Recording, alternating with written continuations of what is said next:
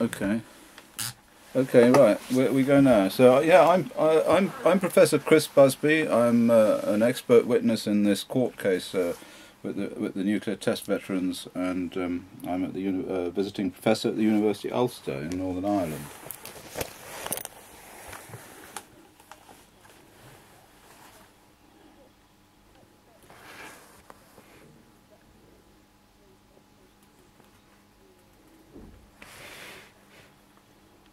Well, there is evidence from a number of epidemiological studies, in particular studies of Australian and New Zealand test veterans. There was also a study of the UK test veterans, which initially showed an increase in a number of types of cancer. Leukemia was one, and malignant myeloma was one.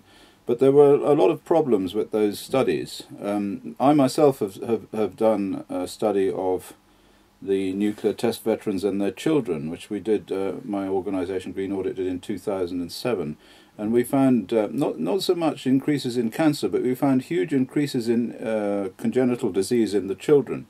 So the problem, as I said, there are a number of problems with the studies that have been done. They were done rather late in the day, and so there are a number of issues with whether they picked up the sufficient number of people to show anything.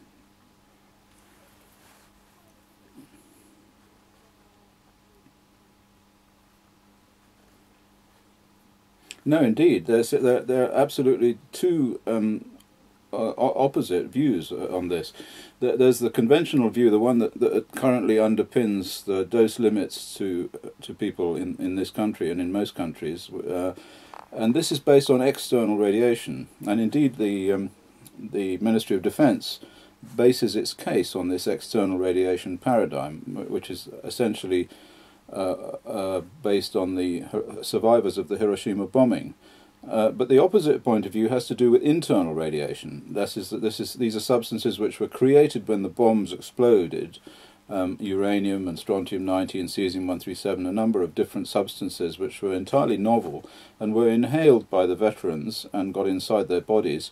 And this alternative model, which is associated with the European Committee on Radiation Risk, which is an independent group of scientists which I'm associated, it holds that these substances are much more dangerous than the external radiation on a dose-for-dose basis. And indeed, increasingly it's generally being conceded that you cannot use this external dose paradigm for assessing the health effects of internal radiation.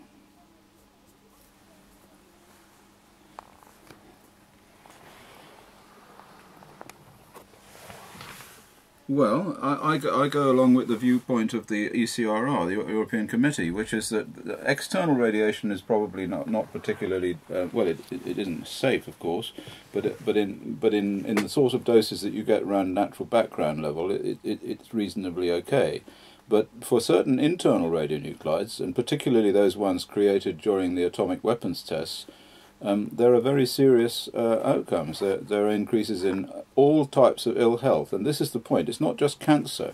The conventional model just models cancer, but in fact what we know from studies done after Chernobyl and on the test veterans and various other people who've been exposed to these internal radionuclides, that you have increases in almost every kind of cause of ill health. It's a sort of general non-specific aging that takes place, and this is a bit of a problem for cancer estimates, really, because if you die of heart attack, then you don't die of cancer. Where we do see these effects quite clearly are in the children of the test veterans, and wherever people have studied the children of the test veterans, you see enormously high levels of congenital malformation and congenital disease. So my position is that internal radionuclides like strontium-90 and cesium-137 and uranium, which of course is being used in the battlefields of Iraq, you see something which is an extremely dangerous agent and can cause enormous levels of ill health. So that's my position.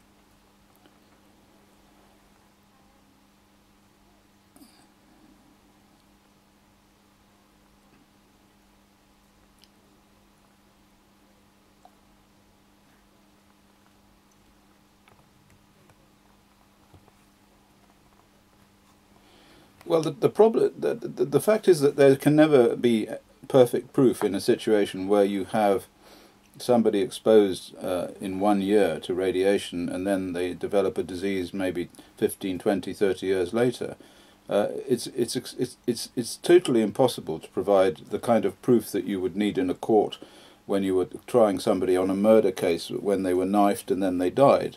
But the proof lies in epidemiology combined with the theoretical understanding of the way in which these radionuclides work.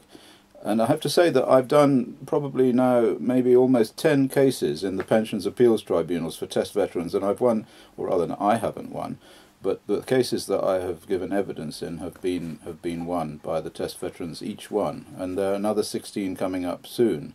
And these are also they're not part of the same litigation, but they're certainly associated with that litigation, and they will influence it because the evidence that goes forward that I advance is evidence which is accepted by the judges in the appeals tribunals. It probably be accepted by the judge in the main case in the Royal Courts of Justice.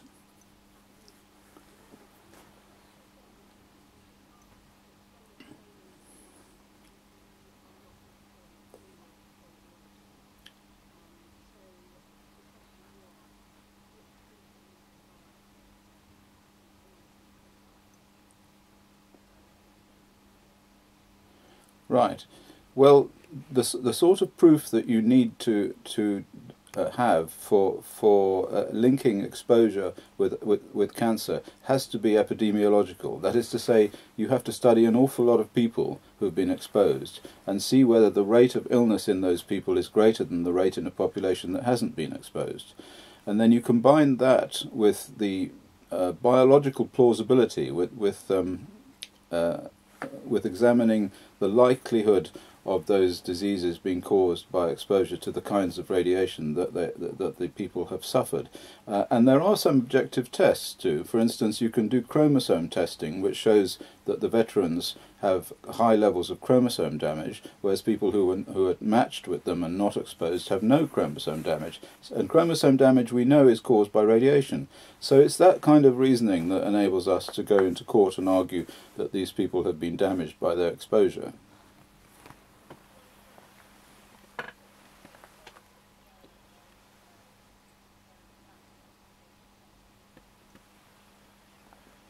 I would say that on a superficial level, you could argue that there's a lack of causation evidence, but only on the basis that, but only in the way that conventional causation is understood. Can you ask me that again? I have to think about this one because I have to say the answer in some way that people will understand. Okay, so let me just think about this. You're saying, just say the question again.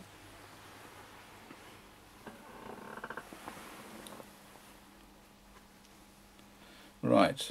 Well, what I would say to the people who say that there's a lack of causation evidence is that they're wrong, and that sufficient causation evidence has been brought into the pension appeals tribunals that I have done to influence the judges to find in favour of the litigants, and therefore it seems to me that causation evidence will be sufficiently strong to win the case in the eventual trial. Well, I could say something about how it works. I don't know if you want to hear this. Yeah. The reason that there are two risk models and the reason that there is this argumentation about whether the veterans have got the diseases as a result of exposure boils down to the fact that the conventional model assumes that all radiation is averaged over the whole body. And whereas and that of course is true for someone standing out in the open when there's an atomic bomb and getting a film badge dose. And these veterans had very, very low film badge doses. But actually, when you look into it closely, it's not the external film badge average dose that's important, it's the internal dose. And the internal dose comes about as a result of inhaling particles which are themselves extremely radioactive. So although they wouldn't register on a film badge, they in fact register inside the body by producing enormous doses to local tissue, but no dose to tissue which is far away. And this is essentially the problem between the two ways in which radiation can be assessed. And this is how the veterans have managed to get ill and sick as a result of exposures which would not register on on the film badges, and this is what the nature of the argument is in court. And of course, whenever it's been advanced, the Ministry of Defence has lost. No.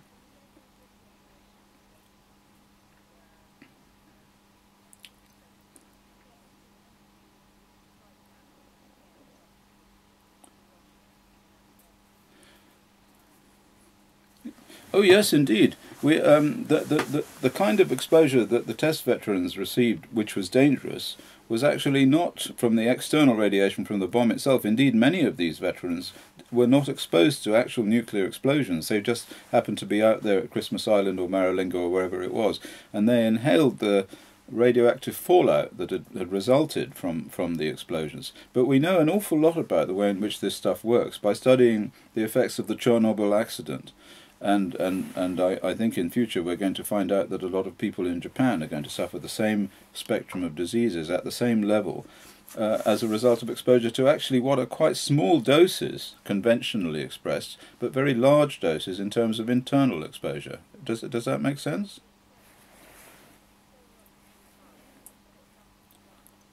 No? Okay, that's fine. Great. Okay.